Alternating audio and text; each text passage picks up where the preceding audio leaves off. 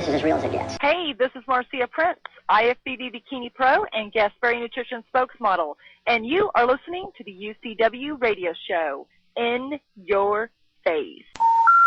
The number you have reached, 911, has been changed to a non-published number. You're listening to UCW Radio. In your face. Give it to me, baby. All right, welcome to the UCW radio show, and we have another great guest waiting to come on the show. Normally, you listen to this show, I have a lot of celebrities, notables, athletes, authors, so on and so forth.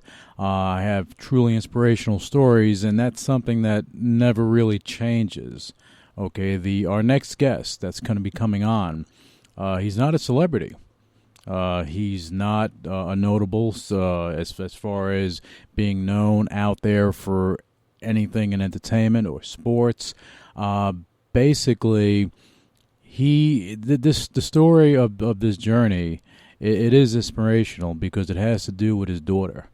Okay, and she was stricken with a horrible cancer, and they've been battling through it, and just viewing their journey and seeing how strong this little girl is, it actually does inspire people. It does, give people hope.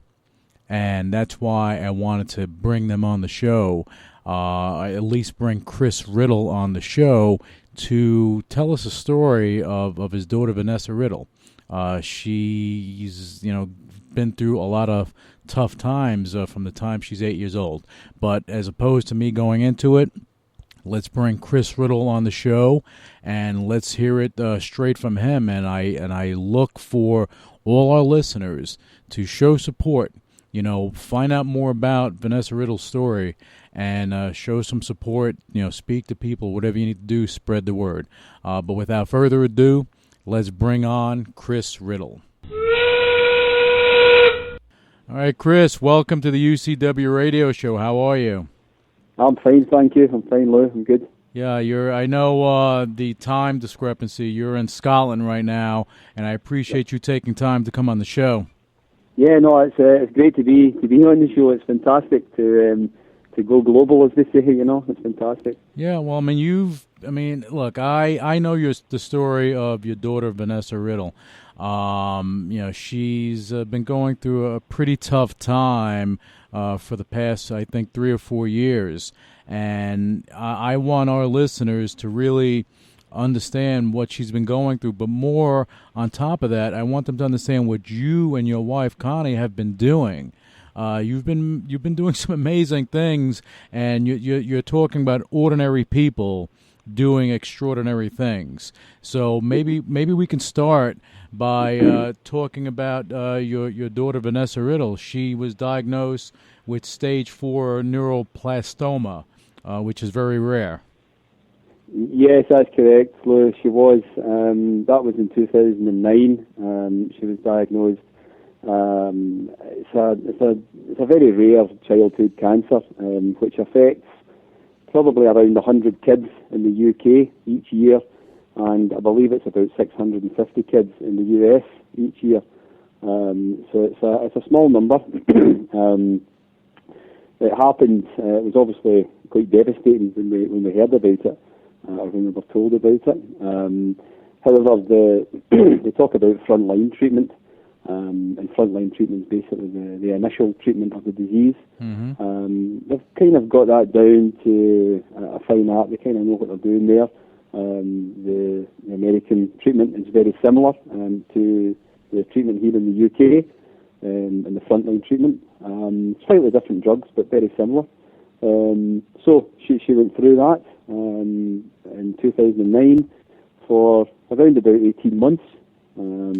And at the end of those 18 months, she responded very well to the treatment that she got. So at the end of that, she was actually in remission, which was fantastic, But now, this is what happened in the beginning. Now she's at that point. I guess she needs additional treatment, right? Yes, that's correct. Yeah, she's at the point now where in December 2011 she relapsed with the disease again. We always knew that there was a possibility, a fairly high possibility that would happen. But you put it to the back of your mind. You had maybe about 16 months of normality, if you want to call it that, where we kind of thought, everything's going to be well. And the further away from the disease that you get, the more that you think you're going to be okay and it's not going to come back, Right, but I mean, as a parent, you don't want to see your child go through that, So that must have been pretty, or still is pretty tough for you and your wife. Yes, it was. I mean, it still is, and was. It was quite a devastating blow in December 2011 when we were told that she had relapsed. The first thing that you do as a parent, as I'm sure you and your listeners will appreciate, is you ask, well, what can be done? Where can we go from here? And the news isn't good. Certainly not here in the UK anyway. They tell you pretty much that there's very little they can do, and that my daughter had much less than a 10% chance of survival. Oh wow! Which is a bit of a striking statement to hear from an oncologist. You trust a doctor, you're looking for them to help you. It's not the doctor's fault that they don't have anything. It's partly the NHS, the system that we have in the UK, and partly the fact that the disease is such a rare disease that there's not the awareness around about it, and because there's not the awareness around about it, generally people don't really know much about it, Right. I mean, but a 10% option was not an option for you.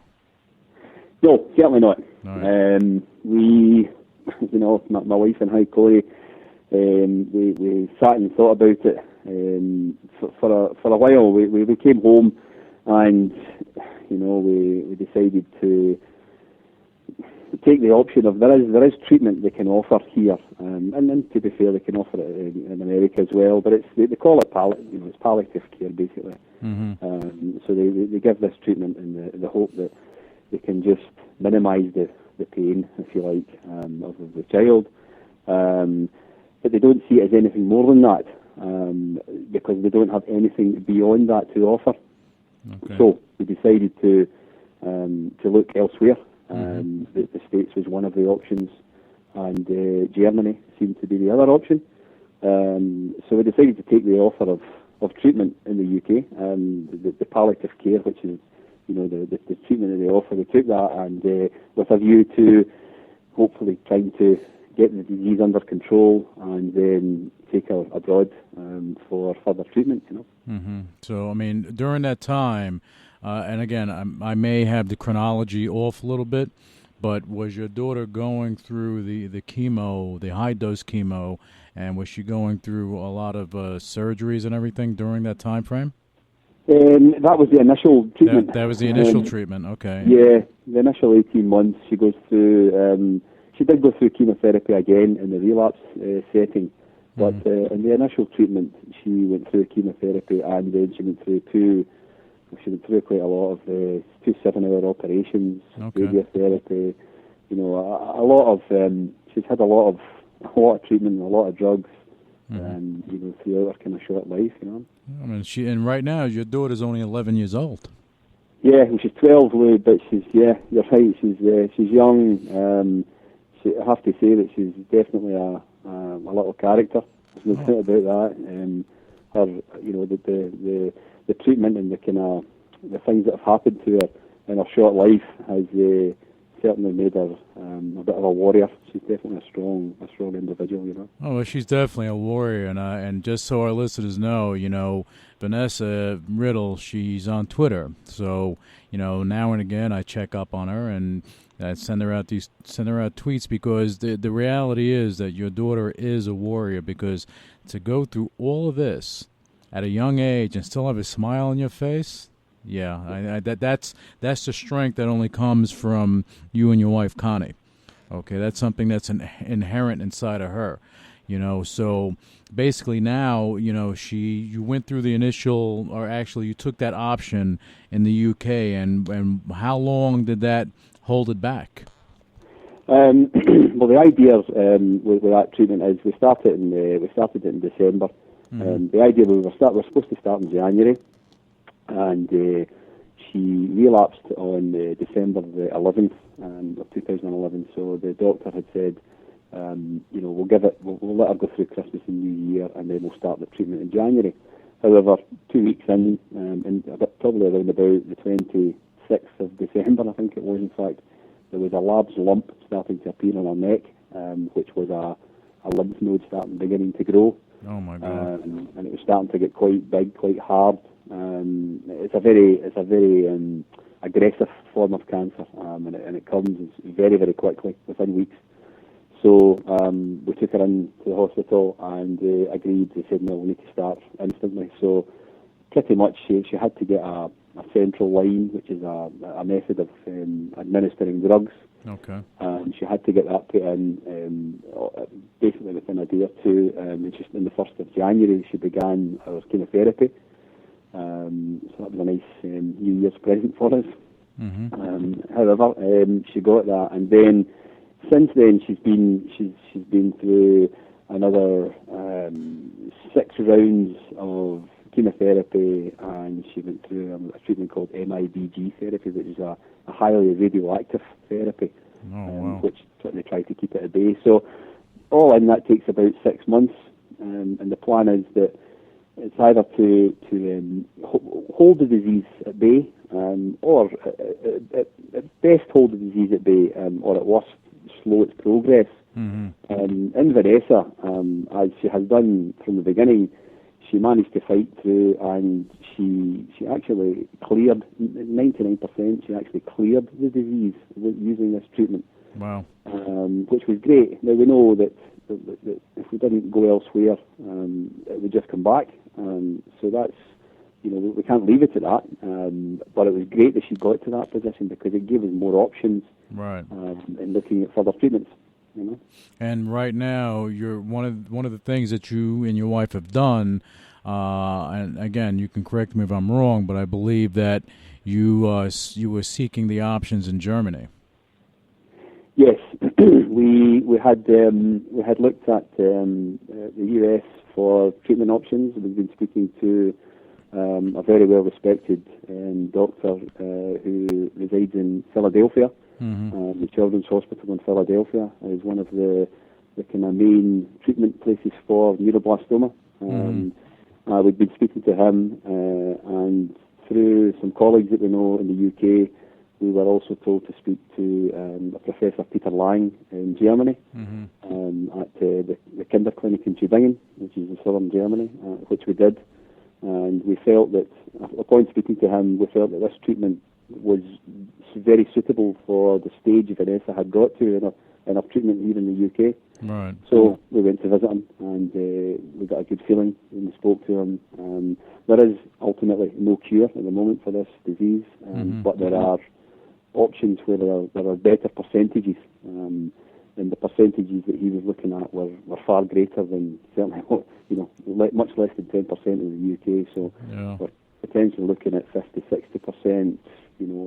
From Germany, and they have a much different outlook. They have what they call a curative approach to their treatment. Yes, that I know they do, because we, one of our guests, Brett Hudson, his niece is Kate Hudson. He actually he sought the treatment in Germany as well through advice of Elizabeth Taylor.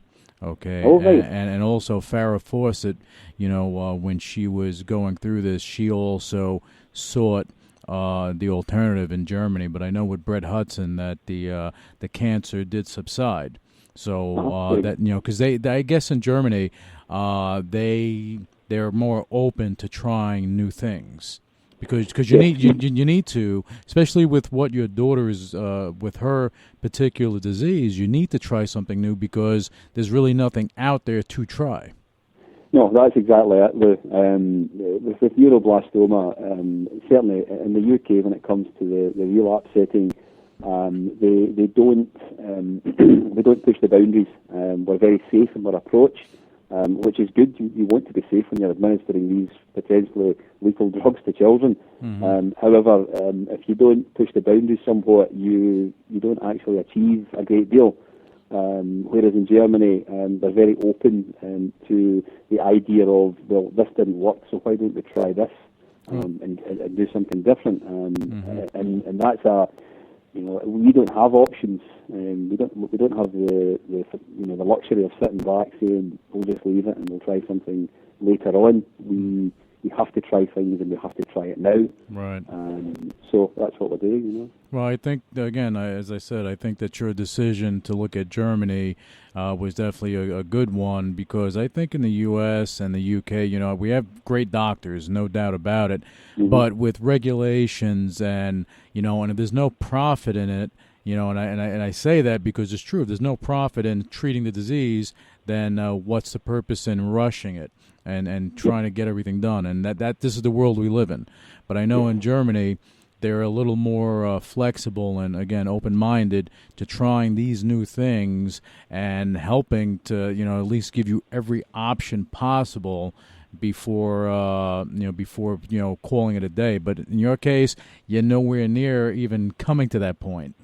No, certainly not. Yeah. No, we've had she's just gone through 8 weeks of treatment now in Germany. She has been. It's a treatment called haploidentical stem cell transplant. It's quite revolutionary. It's quite a new treatment for neuroblastoma, and they've been doing it for a number of years. I believe it's about 30 years for leukemia patients, but they've only been doing it for about 3 years in neuroblastoma patients. So they don't have huge numbers to speak of. They've done, I think, 26 patients, and out of the 26, there's been 9 have completed the trial, and 6 out of those 9 have responded either very well to the treatment or the disease is completely cleared. Those figures, those numbers are fairly awesome, to be honest. Well, they are. You don't hear that anywhere.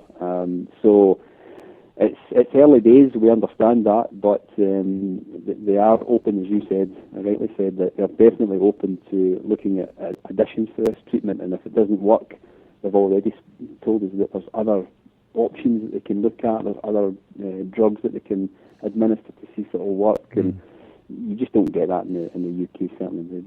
You go down a fairly strict, regimented path, and if it doesn't work, sorry, that's all we can offer. Yeah, and then that's the way it is in the UK. That's the way it is in the US. Again, Germany being more flexible, you have those options, and it saddens me that your daughter has to go through this, but it also it inspires me to see how she's going through this. And for her, it's like, okay, this is, I have no choice, have to do this, but I'm not going to allow that to put a frown on my face. I'm not going to allow that to make me unhappy. I'm going to be happy, and this is how I see her, and it's amazing to me that 11, 12-year-old child has been doing this. Not recently, she's been doing this from inception. She's been doing this since this disease hit her. Yeah. Okay. I think that's fantastic, and with this, of course, an extreme amount of expenses come along with this as well, doesn't it? Yeah. I have to go with that one. At the moment, I'm back in the UK. Vanessa and Connie are in Germany. She's finishing her treatment. This part of this phase of the treatment. But I had to come back a few weeks back because I have to work, Right. I have to keep a roof over my head. I've got another daughter. She's 16. She lives at home, so I have to, support my house and my other family that's here. So, yes, it's not what you would choose to do, and it's not the cheapest way to live your life. But we don't really have a choice, so we have to do what we can to try and make it work, Well, that's what you're doing. So again, with the expenses associated with this, you and your wife, you've been, doing things to help your daughter, but you're not just doing it to help her. You're doing it to help other children as well. Well, yes, I suppose what we had to start a campaign in January, a fundraising campaign in January, in order to get the required funds to treat Vanessa abroad, because obviously the NHS, we don't have insurance in the UK. We work through the NHS, so we have. Well, it's not free. We pay it through our taxes, but it's essentially a system where you don't pay directly. However, if we're looking at Germany or the States, then we're looking at obviously having to self-fund, as it were.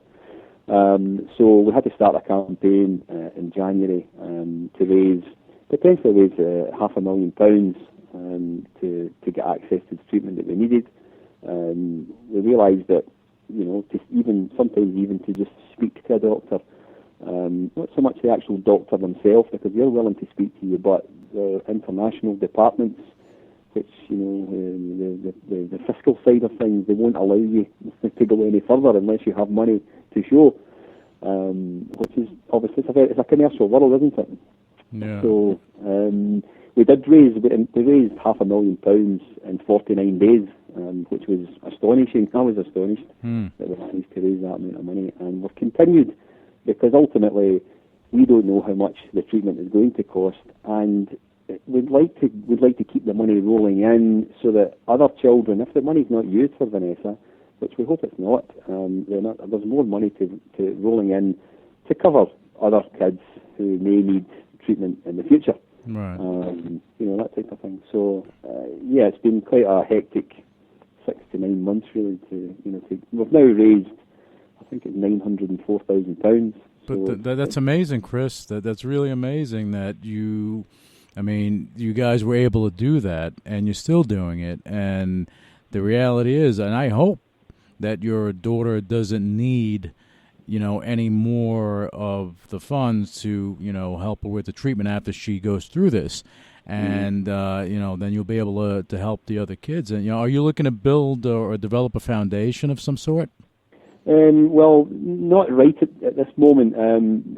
What's happened is we raise it through a charity called the Neuroblastoma Alliance. They're based in London.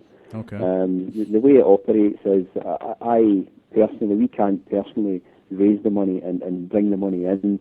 We have to do it through a charity, because it has to be a registered charity number. We can't get a charity number ourselves for their own child, so it has to go through it's a very strict process in the UK here, as it probably is, I'm sure, in the US. Yes. So we went with this company, we went with this charity, and they set up what they call a Just Giving page for us. And the Just Giving page is essentially the bank account of the charity. So when somebody donates £50, that money goes straight into Vanessa's fund, but the charity hold the money for us.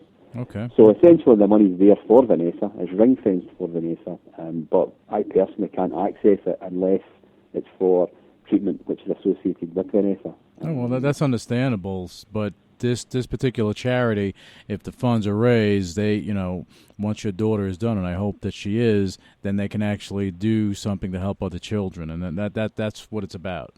Yeah. Effectively, if once Vanessa's clear and she's back on the road to recovery, which we're hoping is the way forward, obviously, then we'll obviously sit with the charity and we'll decide what money's left and how we'd like to use that money, because effectively we feel as if we're guardians of that money, because the money's been raised in Vanessa's name by the general public. So I would like to think that we'd sit with the charity at some point and say to them, we'd like to use this money for either research or for to bring the disease, bring the treatments further on, or give it to a child who is in desperate need of it, who either can't or is not able to raise that money in some way.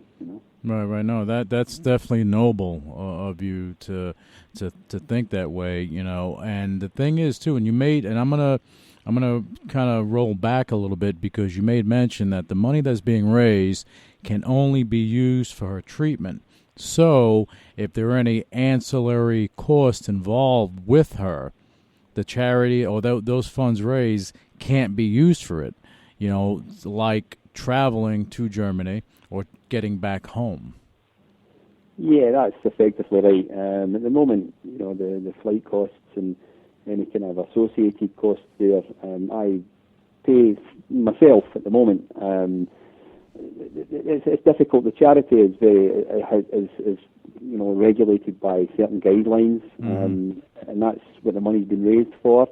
It's very difficult for them to, fork out and say, well, there's £20,000 or £40,000. Make sure you spend that on your travelling and what have you. So at the moment, yes, the money that's raised there is for her treatment costs. We haven't used any of that money specifically to travel, and we don't intend to. And it'd be difficult to access it that way. So we don't really want to go down that road. It's you have to try for other ways of doing it. Well, that's why I brought it up, because I know your daughter's story, but I want our listeners to understand the trials and tribulations that your family has been enduring during this whole process, because I know that your daughter's in Germany right now, and you had to get her there. But now there's been a campaign to get her back safely, because after the treatment, she can be highly susceptible to getting sick, from what I understand. Just catching a cold or something like that. Am I right? Yeah, that's right, Lee. She's because she's had a stem cell transplant. It's effectively what they do initially is they wipe out her immune system using chemotherapy. So to take her back to flatline, her immune system. Then what they do is they give my wife was the donor, Connie was the donor, so she gives stem cells and she gives them back to Vanessa. And it can take Vanessa around 100 days for her immune system to graft to her body to make her, able to fight infections again. So I think she's a day plus 30, so she's only a third of the way through that process.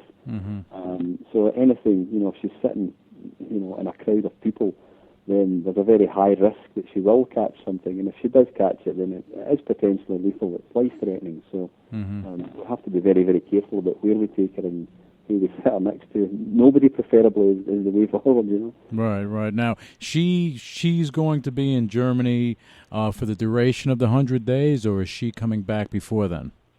No, they've allowed. She's doing well. The doctors are delighted with her progress. So they've said that they're not happy to let her go, but they understand that we don't live in Germany, and we live in the UK. So they'll allow us to come home on the basis that she doesn't sit with people that are could potentially give her an infection. She keeps away from crowds. She doesn't attend school. You've got to be sensible about it. So I think they can see that we're, a fairly sensible couple, and we're not going to put her in harm's way if we don't need to. Of course not, of course. And that's why you were seeking assistance to get your daughter home. And I thought it was an amazing thing when that information got out there, and it wasn't too long ago. And you had such an outpour of people trying to reach people to try to donate an empty flight from Germany to Scotland to bring your daughter home. Yes, that's right. It was on Thursday, and I was sitting and I thought Twitter's is a fantastic. We've used the whole of social media, Twitter, Facebook. We've used it since the beginning to raise the money, and Vanessa's now got a vast number of followers. Probably not as many as yourself, Lou, but she has a good number of followers. No, she does well. I just see, the interaction. Yeah. And I love the fact that you have Olympians and notables that actually interact with her in real time and are actually supportive of her plight, and I think it's amazing. So the what she's doing social media wise to me is like, wow, she's able to connect, and it's good for her, because normally you wouldn't be able to connect to these people. That's correct. Right. That's how when I I mean, I'm on Twitter myself. I don't have that many followers, certainly, but well, you're going to have one more after today, by the way. Thank you. I'll follow back. So I thought if I send out a tweet on Thursday, I thought I'll send a tweet out because I thought the best way to get her home, certainly probably the worst way to get her home is on a commercial flight, right, where there are potentially 100 people, and maybe 10% of them have a cold or have an infection. Mm-hmm. So I thought, well, if we can get her home on a private flight, that's ultimately the way forward. I knew it was a long shot. I sent a tweet out, and obviously Vanessa retweeted it and then sent her own retweet out. And within minutes, Lou, there was a huge amount of outpouring, as you said, of people saying, tweeting Simon Cowell and Lord Sugar and people like this, trying to get them on board to see if they could help. It was phenomenal to watch. It was difficult to keep up with it, mm-hmm. but it was phenomenal to see that there's so many good people out there who just want to do something because it's the right thing to do, Right. And you were fortunate, granted it wasn't a Virgin Atlantic or someone that can actually, easily snap of the finger do it. I think that's what kind of bothered me, because you have a lot of commercial flights out there, of notable companies that could have done this, but you were fortunate because you had an angel, or your daughter had an angel on her shoulder, and that came through to you with two organizations that stepped up to grant your daughter that flight back home. Yeah, that's correct. Two Scottish-based companies, I have to say, just fairly local to where I am. One of them came forward, a charter company, and asked me what I was needing. I sent them an email, told them what I was needing, and they said, I'll get back to you. And the girl phoned me maybe about a couple of hours later and said, I've spoken to the air company, and they're going to do it, donate the flight to you, and bring her home. And I was astounded. I really was. I did expect a celebrity to come forward more than I did a company, because the celebrity is going to get a lot of kudos from that, right, whereas a company is going to effectively have to spend money to do that. Right. But these guys obviously thought that it's better to spend the money and do the right thing, and that's an admirable quality in business. You don't often see that in business nowadays, do you? Yeah, well, that's why, when I saw that was taking place, to me, it was like, wow, okay, these guys, they're doing this not to self-promote, not because they're going to benefit. They did it, as you said, because it's just the right thing to do. Mm-hmm. Yeah, okay. Absolutely. Okay, and what are the names of those two companies again? The name of the actual company with the flight is a company called Air Charter Scotland. Okay. And the name of the broker is a company called Jet Logic, and they're based in Edinburgh. Okay, so Jet Logic and Air Charter Scotland, they're the ones that stepped up to do this amazing thing for you and your family. Yep, that's correct. They have done. They've been tremendous, absolutely brilliant. I think that's an amazing thing, and again, I'm not shocked. I'm happy.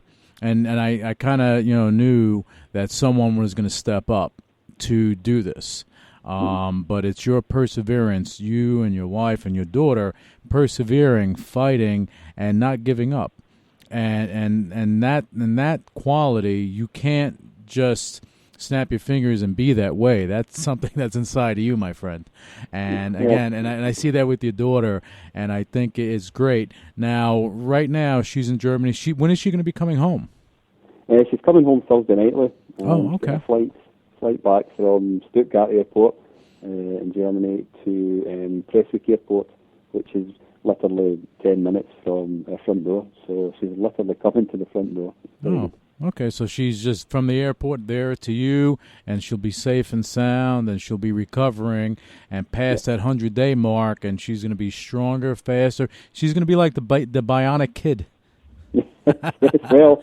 Yeah, let's hope so. Yeah, well, you know what? I do have her in my prayers because, again, I think she's an amazing child and definitely an inspiration. Now, Chris, for our listeners that want to follow her story, that want to get in touch or want to help, why don't you tell us how they can do this? Well, there's various ways. As I said before, we're using all the social media sites. So if they want to follow Vanessa on Twitter, they can do, and it's at Vanessa Riddle. If they want to follow her on Facebook, then they just go into Facebook and type in Vanessa's Journey, and that'll come up. She's also got her own website, which is vanessasjourney.com, and we have a Just Giving page for donations, which is justgiving.com/Vanessa-appeal. Okay. And all those sites are all linked together, so whatever one you go into, you'll be able to transpose yourself onto the next one. Okay, then you'll be able to connect. So you can go to Vanessa's website, which is vanessasjourney.com, and from there you can connect to her on Twitter, which is Vanessa Riddle, at Vanessa Riddle. That's Twitter. And the reason I'm repeating it, just in case someone maybe is listening to the show that didn't get that. Then also you can go to Facebook, Vanessa's Journey, type it in, pull it up. You can find out what's going on with her, find out the latest. And if you're going to support her, if any of our listeners are going to go do something, just go to vanessasjourney.com. There are a lot of links there, a lot of information. You can find out more about this amazing kid, and moreover, you're going to find out about the amazing parents that, you guys personify what parents should be. When you have children all over the world that, you have parents that don't care, parents that aren't there. You guys personify what parents are supposed to do, and that's do everything, do whatever they can. Well, I appreciate you saying that. Well, I certainly, I don't think myself and my wife think about it that way. We just do what we think is the right thing to do for our children. But yeah, I can see what you're saying, and all I can say is thanks very much. Well, you know what? I think that you guys are amazing. Your whole family's amazing. And just before we let you go, Chris, is there anything that first I want you also to give your Twitter, and also do you have anything to say to people that have been supporting you, maybe the organizations, in your words to them while we're on the show? Yeah, I'd like to say a huge thank you to the individuals, right down to the members of the general public who have helped us. And I'm not just talking about people from Scotland here. I'm talking about people globally. We've had many donations from the US. We've had many donations from Australia, Canada, all over the world. So when I say this, I mean just the general public globally, which is an astonishing statement to make. However, that's where the money came from. So, a huge thank you to just the individuals throughout the globe,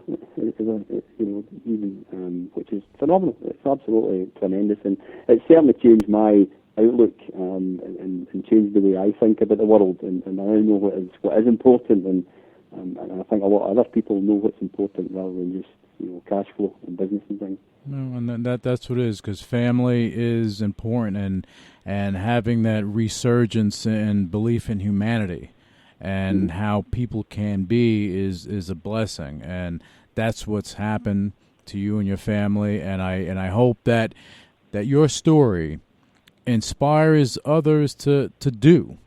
All right, to pay it forward. You're successful, pay it forward. Go help someone. There's someone out there that needs your help.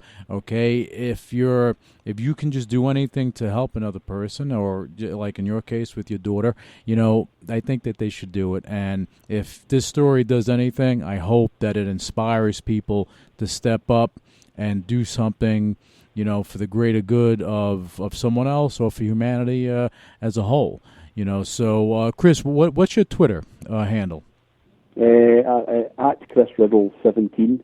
Okay, at Chris Riddle 17. Again, our listeners, follow Vanessa Riddle at Vanessa Riddle on Twitter. Chris Riddle 17 on Twitter. Check them out. Go to vanessasjourney.com and again hear about this amazing story. Chris, I want to thank you so much for taking time out today to come on the show. I wanted people to hear what you said, and I think we did a great job today in doing that. No, I'd like to thank you for allowing me on your show, Lou. It's been tremendous. Thanks to all your listeners for listening in, and I hope it's given them, just something to think about. It's been tremendous. Thank you very much. No, thank you, Chris. And I want to, I want updates on what's going on with your daughter, because that's become now an important thing for me to find out what's going on with her. Because then we have to do a follow-up. And, we were going to have her on the show, but, of course, that wasn't going to happen in her condition. That wasn't feasible. But as she gets stronger, I would like the opportunity to bring her on here with you and your wife to actually, talk about things a little further with updates and everything. And I think that would be a great thing if that's possible.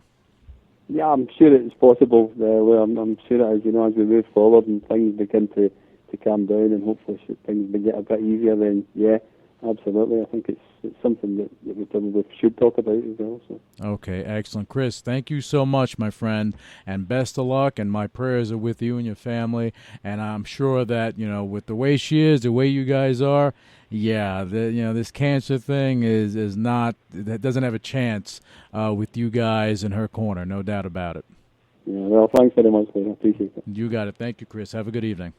Thank you. Bye-bye. Goodbye. Hey, tell me now, what can I take? Anything to not feel this way for so long. It has stayed the same. What the hell does this all mean? 'Cause nothing's making any sense to me. I'm so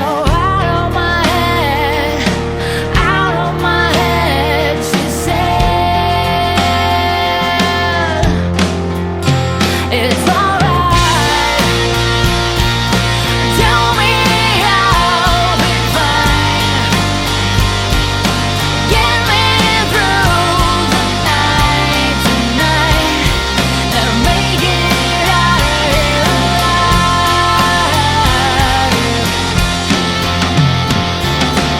Hey, I'm down on my last cigarette, wondering how low I can get, where I surprise myself sometimes. It's so cold and dark down here. Wish I could make myself disappear. I'm so out of my head, she said. Oh, it's alright, tell me I'll be fine.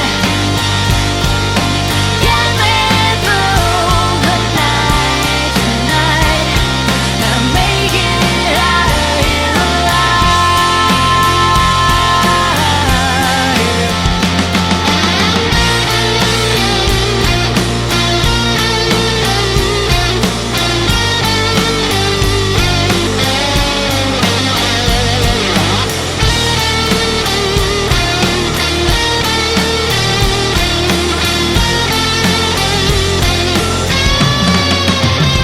It's alright, tell me I'll be fine.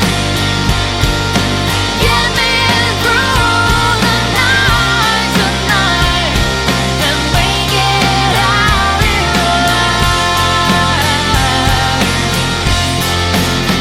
It's alright, tell me I'll be fine.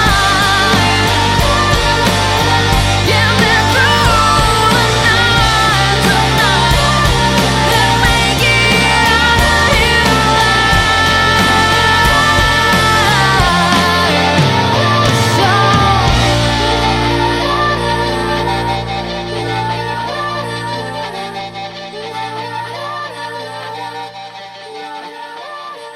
Initiating shutdown sequence. You're listening to UCW Radio. In your face. What is your major malfunction? So let it be written.